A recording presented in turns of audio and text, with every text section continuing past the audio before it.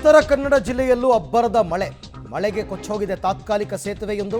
ಯಲ್ಲಾಪುರ ತಾಲೂಕಿನ ಗುಳ್ಳಾಪುರದಲ್ಲಿ ನಡೆದಿರತಕ್ಕಂಥ ಘಟನೆ. ತಾತ್ಕಾಲಿಕ ಸೇತುವೆ ಕೊಚ್ಚೋಗಿದೆ. ಗಂಗಾವಳಿ ನದಿ ಪ್ರವಾಹದಿಂದ ಸೇತುವೆ ಸಂಪೂರ್ಣವಾಗಿ ಮುಳುಗಡೆಯಾಗಿದೆ. ನದಿ ತಟ್ಟದ ಹೆಗ್ಗಾರು, ಶೇವ್ಕಾರ, ಕೈಗಡಿ ಗ್ರಾಮಕ್ಕೆ ಸಂಪರ್ಕ ಈಗ ಕಡಿತವಾಗಿದೆ. 3 ವರ್ಷದ ಹಿಂದೆ ಇದೇ ಸೇತುವೆ ಕೊಚ್ಚೋಗಿತ್ತು.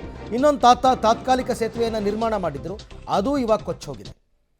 ನಾ ಹೇಳ್ತಾ ಇದ್ದೆ ನಿಮಗೆ, ಕರಾವಳಿ ಜಿಲ್ಲೆಗಳಾದಂತಹ ದಕ್ಷಿಣ ಕನ್ನಡ, ಉಡುಪಿ ಮತ್ತು ಉತ್ತರ ಕನ್ನಡ 3 ಕಡೆ ಅಂತಲೂ ಸಿಕ್ಕಾಪಟ್ಟೆ ಮಳೆ ಆಗ್ತಾ ಇದೆ.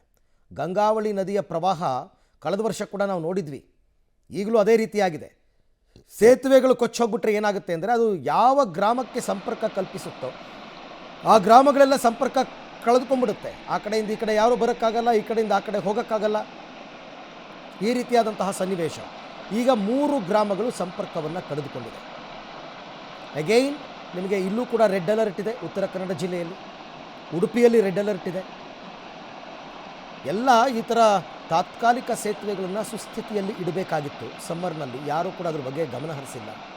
ಗ್ರಾಮಸ್ಥರು ಪರದಾಡಬೇಕು. ಮಳೆ ಹೀಗೆ ಮುಂದುವರಿಯುತ್ತೆ. ನನ್ನ ಪ್ರಕಾರ ಇನ್ನೂ ಒಂದು 5 ದಿನ ಇದೇ ರೀತಿ ಪರಿಸ್ಥಿತಿ ಮುಂದುವರಿಯುತ್ತೆ. ಬಿಟ್ಟು ಬಿಟ್ಟು ಮಳೆ ಆಗುತ್ತೆ. ಅಂಥ ಸಂದರ್ಭದಲ್ಲಿ ಎಷ್ಟೋ ಗ್ರಾಮಗಳು ದ್ವೀಪಗಳಂತಾಗ್ಬಿಡುತ್ತೆ.